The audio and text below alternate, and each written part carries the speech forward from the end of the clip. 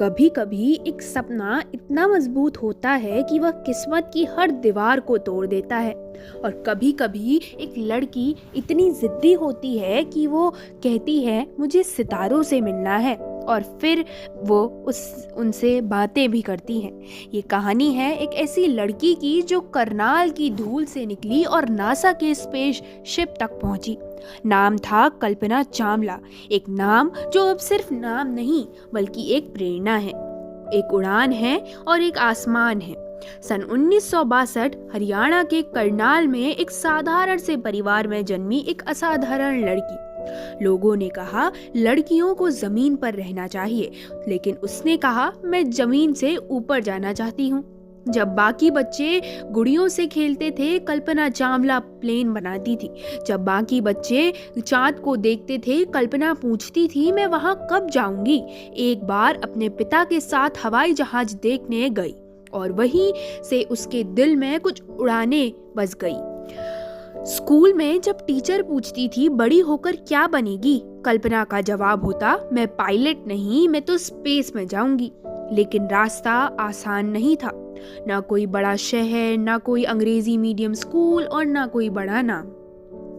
सिर्फ एक सपना, और उस सपने से भी ज्यादा बड़ी मेहनत। जब लोगों ने कहा ये सब भारत में मुमकिन नहीं, कल्पना ने कहा तो मैं वहां जाऊंगी जहां ये मुमकिन है। और फिर उन्होंने अमेरिका का रुख किया। नासा में दाखिला, एरोनॉटिकल इंजीनियरिंग में मास्टर्स और फिर नासा की पहली भारतीय मूल की महिला एस्ट्रोनॉट बनने का गौरव।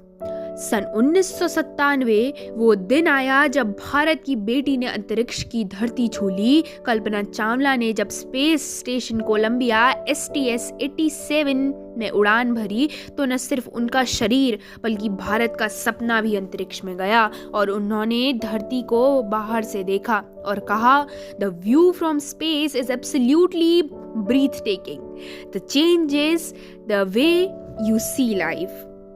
लेकिन किस्मत ने एक दर्दनाक करवट ली। 1 फरवरी 2003 वो तारीख जब स्पेस शटल कोलंबिया वापस धरती की ओर लौट रहा था, लेकिन लौट नहीं सका। कल्पना चावला और उनके साथ सभी 6 साथियों की मौत हो गई। धरती पर मातम था, पर आसमान मुस्कुरा रहा था, क्योंकि उसने अपनी बेटी को हमेशा के लिए अपना लिया था। कल्पना चावला हमेशा कहा करती थी जब भी कोई कहे कि तुम नहीं कर सकती तो बस मुस्कुरा कर कह देना, देख लेना मैं करके दिखाऊंगी। उन्होंने ना सिर्फ अंतरिक्ष से प्यार था बल्कि उस अकेलेपन से भी जहां शांति थी, जहां एक तारा उन्हें अपने बचपन की खिड़की से झांकता नजर आता। उनके लिए अंतरिक्ष एक मंजिल नहीं थी बल्कि एक एहसास था, जहां वो खुद को पहचानती थी, जहां उन्हें लगता था कि मैं यही हूँ, ये धरती मेरी शुरुआत है पर मेरा घर ये आकाश है।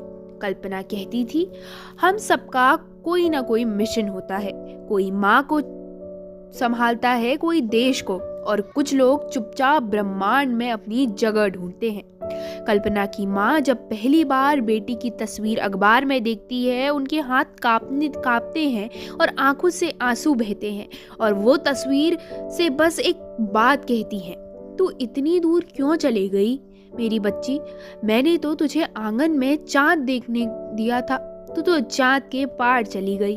फिर एक पुरानी डायरी निकालती है जिसमें कल्पना की बचपन की लाइनें लिखी थी। मैं तारे गिनती नहीं थी, लेकिन क्योंकि मुझे उनके बीच कहीं अपना नाम चमकता दिखाई देता था।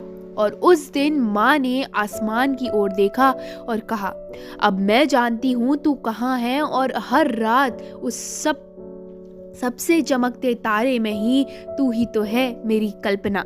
आज जब कोई बच्चा कहता है मम्मी मैं साइंटिस्ट बनूंगा, या कोई बोलता है पापा मैं एस्ट्रोनॉट बनूंगा, तो कोई नहीं हंसता, क्योंकि कल्पना चावला ने दुनिया को ये सिखा दिया है कि छोटे शहर में जन्म लेने से सपना छोटे नहीं होते।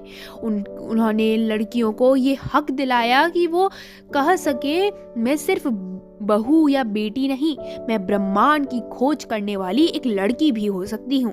कल्पना सिर्फ स्पेस में नहीं गई, वो हमारे दिल में बस गई, हमारे बच्चों के हौसले में उतर गई और हर उस लड़की की आंखों में चमक बन गई जो अपने हिस्से का आसमान ढूंढ रही है।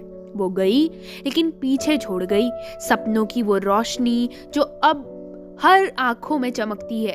कल्पना चावला नाम नहीं, एक जज्बा है। अगर आप भी उड़ना चाहते हैं तो ये याद रखना, आसमान कहीं बाहर नहीं होता। अगर हौसला हो तो अंदर ही एक पूरा ब्रह्मांड बसता है। धन्यवाद।